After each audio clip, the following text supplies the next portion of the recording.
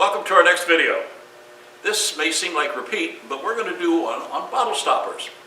And I want to show you a new technique, but first let's go back and kind of review what we've done in the past. This is a standard bottle stopper like we would have turned. It consists of three components: a block of wood that's 2 inches square by 3 inches long that has a hole 3/8 inch drilled in it. We can stick a dowel and then a cork that has been pre-drilled to fit that dowel. So that's what the setup of the pieces will look like. The question is, how do you hold this on the lathe? Well, a lot of options. One of the options is if you tend to have a 4-jaw chuck and are willing to buy another set of jaws. These are called number 1 jaws in this brand. This can hold it very well. It grabs the dowels. It has a flat surface for which the bottom of the blank can register, and it's very solid. But it's a cost. It's kind of expensive. Another way is to use what's called a collet. Well, let me show you what a collet looks like. This is a handmade one. It's drilled out to hold that 3/8 dowel. It's been split here so that I can squeeze it down for a tighter hold. The blank goes in here, and the sides are squeezed down so that this is a firm hold. Well, most machinists, watchmakers, jewelers, and so on know pretty well that a collet is one of the most precise ways to hold something on the lathe. This is a 3/8 collet, 3/8 hole to fit the stopper.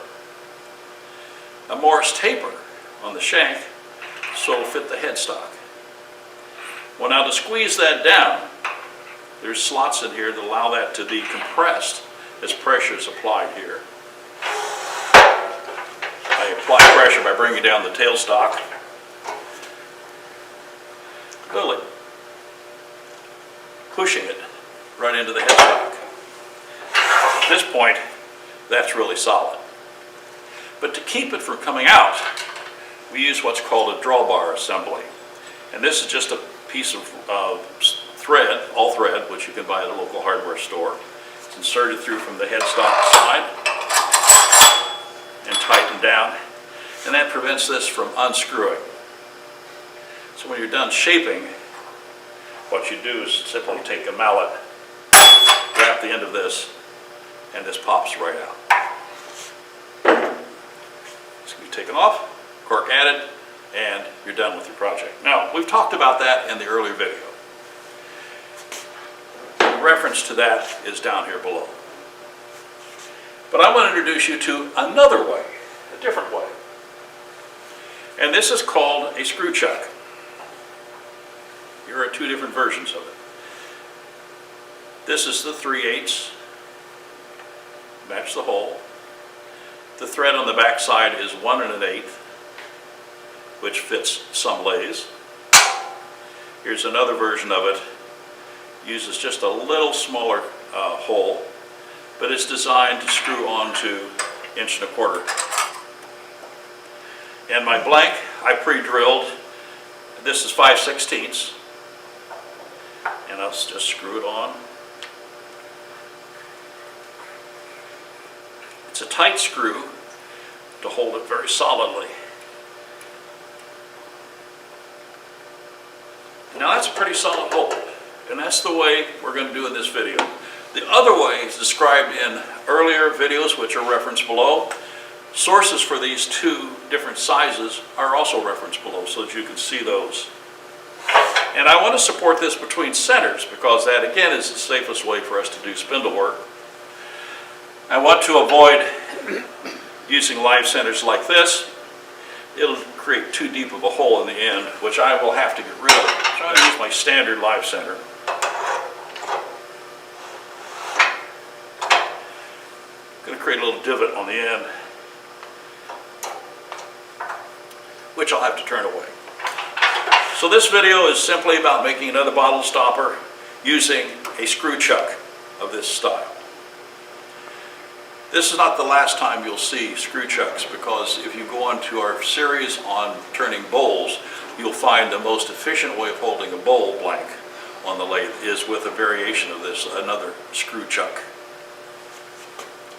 So let's begin to do some turning. So I'm in tight, I'm clear. I start with my speed very low, increase it until I'm happy.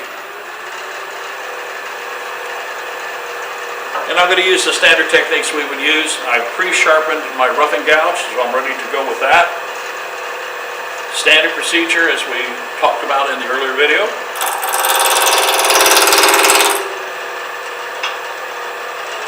Use more speed.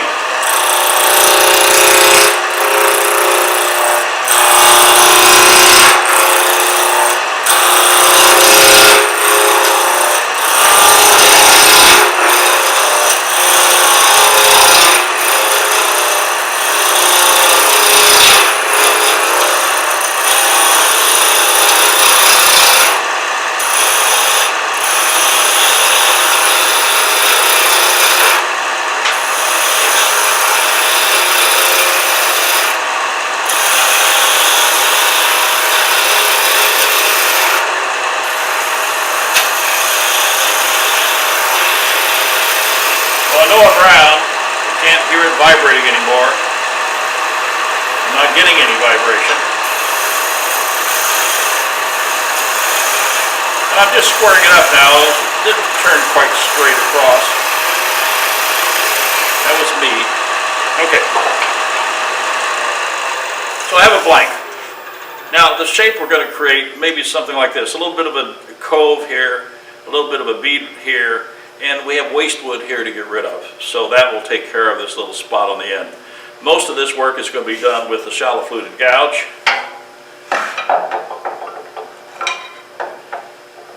Which I also have pre-sharpened.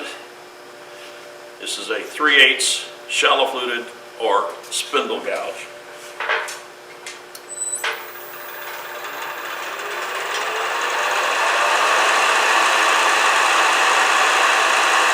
So I know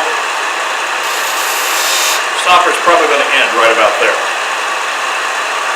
So we need to turn this down so it matches the diameter of the cork. And I set up a set of calipers that will allow me to do that, to measure that.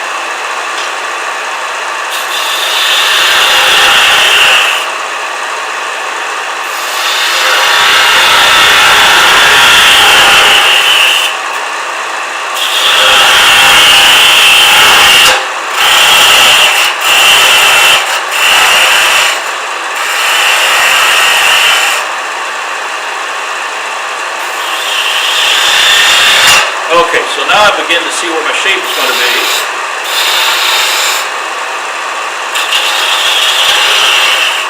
Something like that.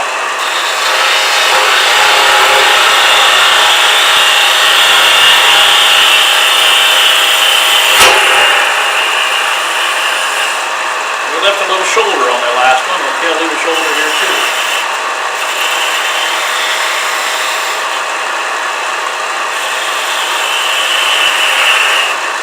Cove.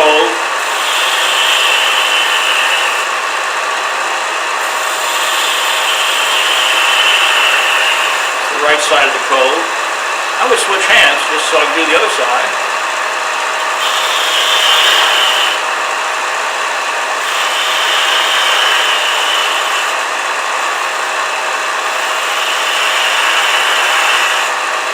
And we'll smooth it up.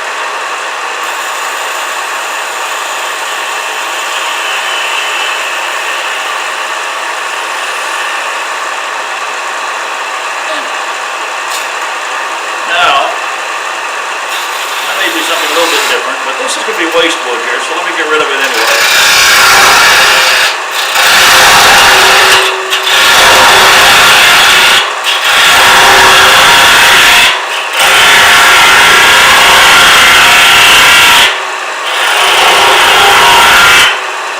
Now, shape a ball here. This is a bead. I'm rolling it to the right. My finger's on top of the tool.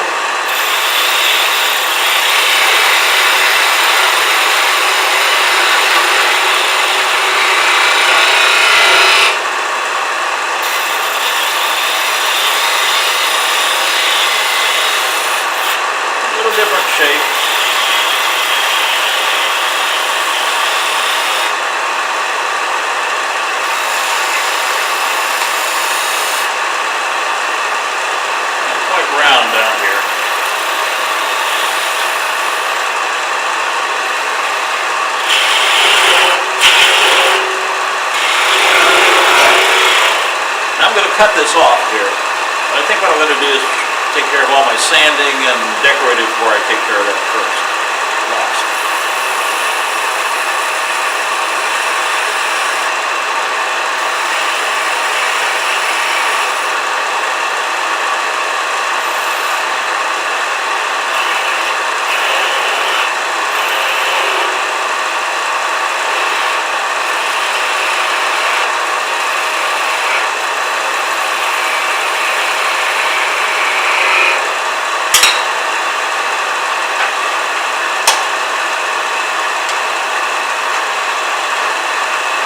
Do a little sanding.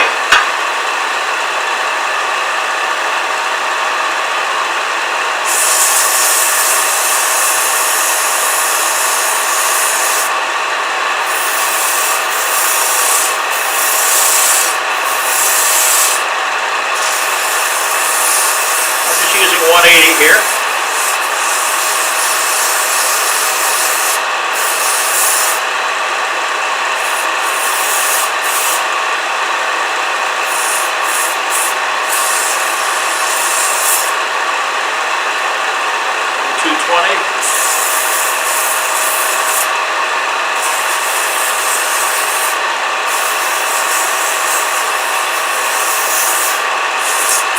Enhance that line a little bit.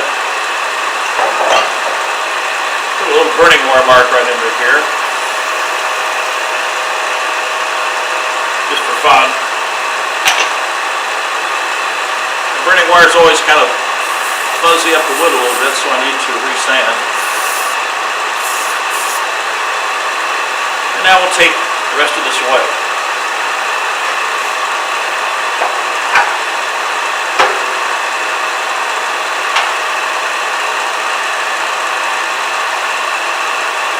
I can do that either with the gouge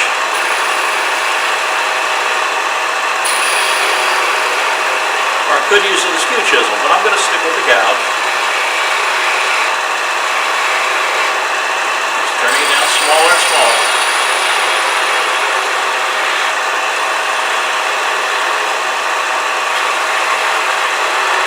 Notice over here on the side, the tool has to be almost straight vertical. Break that off. There we go. Hitting the tool rest, not the wood. Now just clean that end up a little bit. I want to be more round than that. Okay.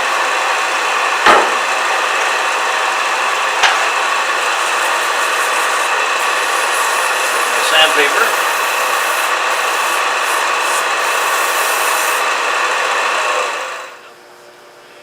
Well, I finished going through all the grits and finishing all the sanding.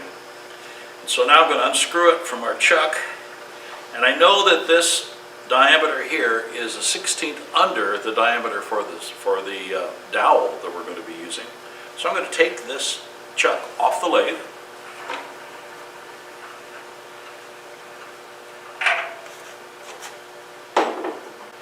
I'm going to put a true 3/8 drill in. So I'm going to drill this out to a full 3/8. Start the speed very slow. You know, it really just takes that much to take a 1/16 off of the total diameter. We'll take this out of the way.